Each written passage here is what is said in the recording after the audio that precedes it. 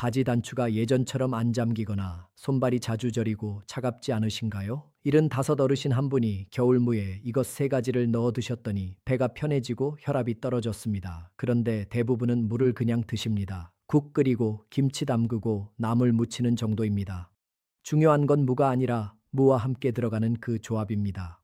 저는 수십 년간 임상 및 과학 분야에서 경험을 쌓아온 의사로서 뇌, 감정 및 감성 지능, 당뇨병 및 대사질환, 비뇨기과, 그리고 60세 이후의 건강과 장수 분야에서 활동해 왔습니다. 수많은 환자들을 진료하며 뇌, 신체, 호르몬, 대사, 그리고 감정이 어떻게 깊이 연결되어 생각, 결정, 행동, 건강, 그리고 삶의 질에 영향을 미치는지 이해하게 되었습니다. 오늘 저는 의료 현장 경험, 연구, 그리고 환자 한 분 한 분의 이야기를 경청하며 얻은 교훈들을 여러분과 나누고자 합니다.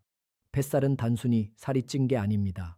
장 속에 쌓인 찌꺼기, 혈관 안에 붙은 기름, 그리고 내려가지 않는 천이 겹친 결과입니다. 그런데 왜 하필 겨울 무일까요? 왜 오일일까요? 그리고 무에 뭘 넣어야 뱃살이 빠지고 혈관이 뚫릴까요? 오늘 이 이야기는 단순히 좋다더라는 이야기가 아닙니다. 각 조합이 몸속에서 어떻게 작용하는지 그 구조를 과학적 근거를 바탕으로 말씀드립니다. 첫 번째는 장 속 묵은 것을 빼내는 조합입니다. 두 번째는 내장 지방을 태우고 혈액 순환을 돕는 조합입니다. 세 번째는 혈압을 떨어뜨리고 나트륨을 배출하는 조합입니다. 이 조합들은 특별한 재료가 아닙니다. 냉장고에 있거나 마트에서 쉽게 구할 수 있는 것들입니다. 중요한 건 이 조합이 왜 겹쳐야 하는지 그 구조를 이해하는 겁니다. 영상 끝까지 보시고 댓글로 이 중 어떤 조합부터 시작하실지 남겨주세요. 저는 1번부터요. 2번이 궁금해요. 이런 식으로요. 그런데 그 전에 왜 하필 겨울 무여야 하는지부터 짚고 넘어가겠습니다. 이걸 모르면 아무리 좋은 조합도 절반의 효과밖에 못 봅니다. 겨울무는 그냥 무가 아닙니다. 11월부터 2월 사이에 수확한 무는 여름무와 비교했을 때 식이섬유가 약 1.5배 높고 비타민C 함량도 30% 이상 증가합니다. 제가 직접 연구 자료들을 검토하며 확인한 바에 따르면 겨울철 무는 추위를 견디기 위해 뿌리의 당과 수분을 저장하면서 영양소 밀도가 최고조에 달합니다.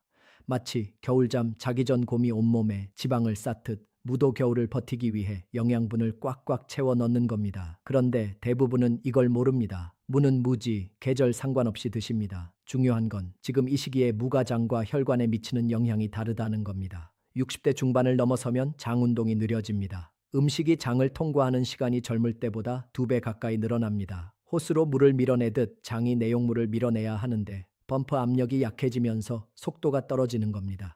그 사이 수분이 과도하게 흡수되면서 변이 딱딱해집니다. 수십 년간 환자들을 진료하면서 제가 직접 관찰한 바에 따르면 60세 이상에서 장이 느려지면 독소가 다시 흡수되는 위험이 커지고 이게 쌓이면 만성염증과 복부 비만으로 이어집니다.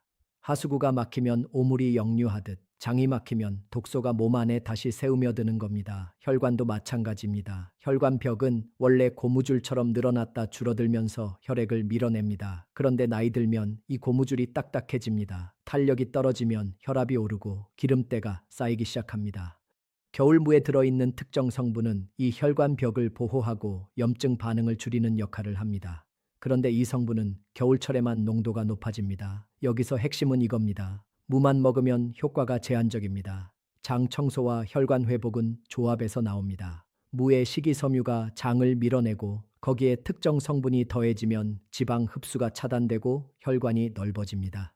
오늘 당장 가능한 행동은 이겁니다. 마트에 가서 겨울무 한 덩이를 사오세요. 묵직하고 단단한 걸로요. 그리고 냉장고에 사과, 생강, 다시마 중 하나라도 있는지 확인하세요. 이제 그 조합을 하나씩 말씀드립니다. 사과를 먹으면 살이 찐다고 생각하시는 분들이 많습니다. 단맛이 강하니까요. 그런데 이건 절반만 맞는 얘기입니다. 사과의 당은 혈당을 급격히 올리는 단순당이 아닙니다. 오히려 사과 껍질에 들어있는 펙틴이라는 성분이 장에서 중요한 역할을 합니다. 펙틴은 물을 만나면 젤처럼 부풀어 오릅니다. 마른 스펀지를 물에 담그면 두툼해지듯 펙틴도 장 속에서 수분을 흡수하면서 부피가 커집니다. 이 부푼 펙틴이 장벽에 붙어있는 묵은 찌꺼기를 긁어내고 지방이 흡수되는 걸 막아냅니다. 여기에 무의 식이섬유가 더해지면 효과가 배가 됩니다. 무의 식이섬유는 빗자루처럼 장을 쓸어내립니다. 팩틴이 찌꺼기를 떼어내면 식이섬유가 그걸 밀어내는 겁니다. 둘이 만나면 장 청소 속도가 빨라집니다. 나이 들면 장 속 유익균이 줄어듭니다. 유익균은 장 점막을 보호하고 나쁜 균이 번식하는 걸 막는 파수꾼 같은 존재입니다. 그런데 이 파수꾼이 줄어들면 장 점막이 약해지고 염증이 생기기 쉬워집니다. 사과의 팩틴은 유익균의 먹이가 됩니다.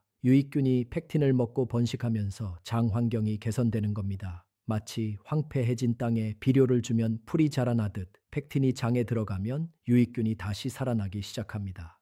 임상 현장에서 제가 직접 확인한 바에 따르면 무와 사과를 함께 섭취했을 때 장통과 시간이 단축되고 배변 활동이 개선되는 비율이 60% 이상 증가했습니다. 혈관에도 영향이 있습니다. 사과에 들어있는 퀘르세틴이라는 성분은 혈관벽의 염증을 줄입니다. 혈관벽에 염증이 생기면 그 부위에 콜레스테롤이 달라붙기 시작합니다. 벽에 금이 가면 거기에 때가 끼듯 혈관벽이 손상되면 그 틈새에 기름때가 쌓이는 겁니다. 무의 비타민 C는 혈관벽을 튼튼하게 만듭니다. 비타민 C가 충분하면 혈관 내피세포가 재생되고 혈관이 다시 탄력을 되찾기 시작합니다. 오래된 고무줄도 손질하면 다시 쓸 수 있듯 혈관도 적절한 영양이 공급되면 회복력이 생기는 겁니다. 그런데 여기서 중요한 게 있습니다. 무와 사과를 따로따로 먹으면 효과가 떨어집니다.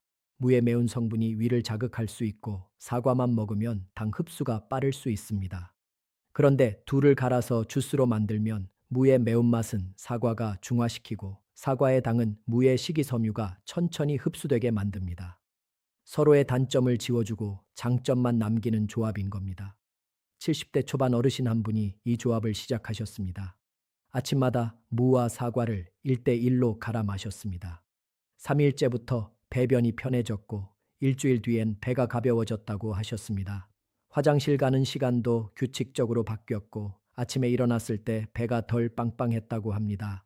오늘 당장 가능한 행동은 이겁니다. 무 100g, 사과 100을 준비하세요. 무는 껍질째, 사과도 껍질째 갈아주세요. 믹서기에 물 반 컵 정도 넣고 갈면 됩니다. 아침 식사 30분 전에 드시는 게 가장 좋습니다. 장이 비어 있을 때 효과가 배가 됩니다. 그런데 장만 청소된다고 끝이 아닙니다. 뱃살 속 내장 지방을 태우고 꽉 막힌 혈관을 뚫으려면 천을 올려야 합니다. 다음 조합은 바로 그 역할을 합니다. 생강은 속이 쓰려서 못 먹는다고 하시는 분들이 많습니다. 맵고 자극적이니까요. 그런데 이것도 오해입니다. 생강이 속을 쓰리게 하는 건 공복에 너무 많이 먹었을 때입니다. 무와 함께 적당량을 먹으면 오히려 소화를 돕고 위 점막을 보호합니다. 생강에 들어있는 진저롤과 쇼가올이라는 성분은 천을 올리는 역할을 합니다. 천이 오르면 신진대사가 빨라집니다. 난로에 불을 켜면 방안이 따뜻해지듯 몸속 온도가 오르면 에너지 소비가 늘어나는 겁니다. 그런데 여기서 중요한 게 있습니다. 천이 1도만 올라가도 기초대사량이 약 12% 증가합니다. 기초대사량은 가만히 있어도 소모되는 에너지입니다. 잠 잘 때도 앉아 있을 때도 몸은 계속 에너지를 씁니다. 그런데 나이 들면 이 기초대사량이 떨어집니다. 같은 양을 먹어도 살이 찌는 이유가 바로 이겁니다. 수십 년간 대사 질환 환자들을 진료하면서 제가 직접 관찰한 바에 따르면 60세 이상에서 천을 유지하는 능력이 떨어지면 내장 지방이 쌓이기 시작하고 이게 복부 비만으로 이어집니다. 생강은 몸속에서 갈색 지방을 활성화시킵니다. 지방에는 두 종류가 있습니다. 하나는 에너지를 저장하는 백색 지방, 다른 하나는 에너지를 태우는 갈색 지방입니다. 뱃살은 대부분 백색 지방입니다. 그런데 갈색 지방이 활성화되면 이 백색 지방을 끌어다가 태워버립니다. 마치 장작을 태워 난방을 하듯 갈색 지방이 백색 지방을 연료로 쓰는 겁니다. 생강의 쇼가올 성분이 바로 이 갈색 지방을 깨우는 역할을 합니다. 혈관에도 영향이 있습니다. 생강은 혈소판이 뭉치는 걸 막습니다. 혈소판은 피를 굳게 만드는 성분입니다. 상처가 나면 혈소판이 모여서 피딱지를 만들듯 혈관 안에서도 혈소판이 뭉치면 피떡이 생깁니다. 이 피떡이 혈관을 막으면 뇌졸중이나 심근경색으로 이어질 수 있습니다. 생강은 혈소판이 불필요하게 뭉치는 걸 막아줍니다. 동시에 혈관을 넓히는 역할도 합니다. 혈관이 넓어지면 혈액이 흐르는 통로가 넓어지는 겁니다. 좁은 골목길보다 넓은 대로가 차가 더 잘 다니듯 혈관이 넓어지면 혈액 순환이 원활해집니다. 무와 생강을 함께 먹으면 효과가 겹칩니다. 무의 식이섬유가 장을 청소하는 동안 생강이 천을 올리고 혈관을 넓힙니다. 혈압이 내려가고 손발끝까지 혈액이 도는 느낌이 드는 겁니다. 70대 중반 어르신 한 분이 겨울마다 손발이 차갑고 저렸습니다. 혈압약을 드셔도 송긋저림은 계속됐습니다. 그러다 무생강차를 드시기 시작했습니다. 무와 생강을 얇게 썰어 물에 끓여 하루 두세 번 드셨습니다. 사흘째부터 손발이 따뜻해지기 시작했고 일주일 뒤엔 저림이 줄어들었다고 하셨습니다. 오늘 당장 가능한 행동은 이겁니다. 무 100g, 생강 10글 준비하세요. 생강은 너무 많이 넣으면 맵습니다. 엄지손가락 한 마디 정도면 충분합니다. 무와 생강을 얇게 썰어 물 500ml에 넣고 10분 정도 끓이세요. 따뜻하게 해서 아침 저녁으로 드시면 됩니다. 특히 겨울철 기관지가 약하신 분들한테도 좋습니다. 그런데 천만 올린다고 뱃살과 혈관 문제가 다 해결되는 건 아닙니다. 몸속에 쌓인 나트륨을 빼내고 혈압을 떨어뜨리는 조합이 하나 더 남았습니다. 바로 다음에 말씀드립니다. 국물은 짜니까 혈압에 안 좋다고 생각하시는 분들이 많습니다. 미역국, 무국 다 짜니까 피하시는 겁니다. 그런데 이건 반만 맞는 얘기입니다. 국물 자체가 문제가 아니라 국물에 뭘 넣느냐가 중요합니다. 무와 다시마를 넣고 끓인 국은 오히려 나트륨을 빼내고 혈압을 떨어뜨립니다. 다시마에는 알긴산이라는 성분이 들어 있습니다. 알긴산은 끈적끈적한 성질을 가진 식이섬유입니다. 다시마를 만졌을 때 미끈한 느낌이 나는 이유가 바로 이 알긴산 때문입니다. 이 알긴산이 장 속에서 지방과 콜레스테롤을 감싸서 흡수를 막습니다. 마치 랩으로 음식을 싸듯 알긴산이 지방을 감싸서 몸 밖으로 내보내는 겁니다. 임상 자료들을 직접 검토하고 환자들을 관찰한 결과 알긴산을 꾸준히 섭취하면 체지방 감소 효과가 나타나고 특히 내장 지방이 줄어드는 비율이 높았습니다. 다시마는 칼륨도 풍부합니다. 칼륨은 나트륨을 몸 밖으로 배출하는 역할을 합니다. 나트륨이 많으면 혈관의 압력이 올라가고 이게 고혈압으로 이어집니다. 수도관에 물이 가득 차면 압력이 높아지듯 혈관에 나트륨이 쌓이면 혈압이 오르는 겁니다. 칼륨은 이 나트륨을 끌어내서 소변으로 배출시킵니다. 몸속 나트륨과 칼륨의 비율이 맞아야 혈압이 안정됩니다. 그런데 나이 들면 칼륨 섭취가 줄어들고 짠 음식을 계속 드시면서 나트륨만 쌓입니다. 이 균형이 무너지면 혈압이 오르기 시작하는 겁니다. 다시마에는 라미닌이라는 성분도 들어 있습니다. 이건 아미노산의 일종인데 혈압을 직접 낮추는 작용을 합니다. 혈관을 조이는 힘을 풀어주는 겁니다. 고무줄을 팽팽하게 잡아당기다가 힘을 빼면 느슨해지듯 라미닌이 혈관의 긴장을 풀어줍니다. 무와 다시마를 함께 끓이면 효과가 겹칩니다. 무의 식이섬유가 장을 청소하는 동안 다시마의 알긴산이 지방을 차단하고 칼륨이 나트륨을 빼냅니다. 동시에 라미닌이 혈관을 느슨하게 만들면서 혈압이 내려가는 겁니다. 70대 후반 어르신 한 분이 혈압이 계속 높았습니다. 약을 드셔도 140에서 150 사이를 오갔습니다. 그러다 무다시마 국을 드시기 시작했습니다. 무와 다시마를 듬뿍 넣고 국을 끓여 하루 한 번씩 드셨습니다. 일주일 뒤 혈압이 130 초반으로 떨어졌고 2주 뒤엔 120대로 안정됐다고 하셨습니다. 국물을 먹는데 혈압이 내려간 겁니다. 그런데 여기서 중요한 게 있습니다. 무다시마 국을 끓일 때 소금을 많이 넣으면 소용없습니다. 다시마 자체에서 감칠맛이 나기 때문에 소금을 거의 안 넣어도 됩니다. 국물 맛이 싱거우면 국간장을 아주 조금만 넣으세요. 젓가락으로 두세 번 찍어 넣는 정도면 충분합니다. 오늘 당장 가능한 행동은 이겁니다. 무 200마, 다시마 10글 준비하세요. 다시마는 손바닥 크기 한 장 정도입니다. 물을 큼직하게 썰고 다시마를 넣어 물 1리에 끓이세요. 무가 투명해질 때까지 끓이면 됩니다. 국물만 마셔도 좋고 무와 다시마를 건져서 반찬처럼 드셔도 좋습니다. 특히 저녁에 드시면 다음 날 아침 몸이 가벼워지는 걸 느끼실 겁니다. 그런데 여기까지 들으시면 이런 생각이 드실 겁니다. 정말 5일이면 효과가 나타날까요? 어떤 분들한테는 안 맞는 건 아닐까요? 바로 그 부분을 지금 정리해 드립니다. 앞에서 말씀드린 변화는 아무 때나 생기는 건 아닙니다. 이 조합들이 작용하는 조건이 있습니다. 5일은 몸이 변화를 감지하기 시작하는 최소 기간입니다. 장 환경이 바뀌는데 2, 3일, 혈관이 반응하기 시작하는데 4, 5일 정도 걸립니다. 씨앗을 심으면 바로 싹이 트지 않듯 몸도 변화를 받아들이는 데 시간이 필요합니다. 5일 동안 이 세 가지 조합을 드시면 장이 가벼워지고 손발이 따뜻해지고 혈압이 조금씩 안정되는 걸 체감하실 겁니다. 이게 뱃살이 쏙 들어가고 혈관이 뻥 뚫리는 시작점입니다. 그런데 이게 모든 분께 똑같이 적용되는 건 아닙니다. 몇 가지 조건에서는 조심하셔야 합니다. 첫 번째, 당뇨약을 드시는 분입니다. 사과에는 당이 들어 있습니다. 식이섬유가 함께 있어서 혈당이 급격히 오르진 않지만 당뇨약을 드시면서 혈당 조절이 안 되시는 분은 사과 양을 줄이셔야 합니다.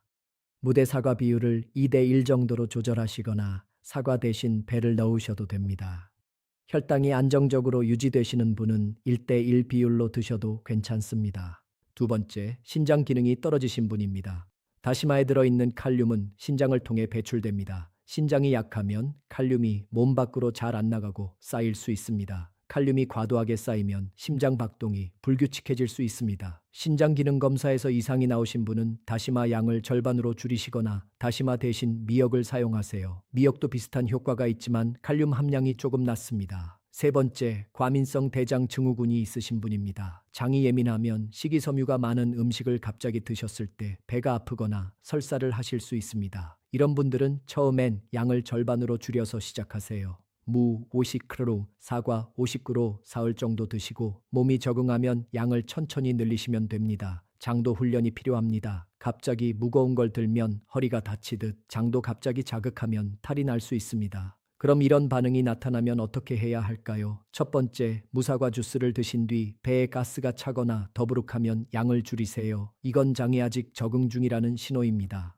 2, 3일 쉬었다가 다시 절반 양으로 시작하시면 됩니다. 두 번째, 무생강차를 드신 뒤 속이 쓰리면 생강량을 줄이거나 식후에 드세요. 공복에 생강을 드시면 위점막이 자극받을 수 있습니다. 세 번째, 무다시마 국을 드신 뒤 혈압이 평소보다 낮게 나오면 양을 조절하세요. 혈압약을 드시는 분은 혈압 변화를 체크하시면서 조절하시는 게 안전합니다. 이 조합들은 끊으라는 얘기가 아닙니다. 조정하라는 겁니다. 몸이 보내는 신호를 읽으면서 방향을 잡으시면 됩니다. 자동차 운전할 때 핸들을 조금씩 돌려 방향을 맞추듯 몸도 조금씩 조정하면서 맞춰가는 겁니다. 그럼 5일 뒤엔 어떻게 해야 할까요? 계속 드셔도 됩니다. 다만 매일 3가지를 다 드실 필요는 없습니다. 하루는 무사과 주스, 다음 날은 무생강차, 그 다음 날은 무다시마국, 이런 식으로 돌아가면서 드시면 됩니다. 몸이 지루해하지 않게 다양하게 자극을 주는 겁니다.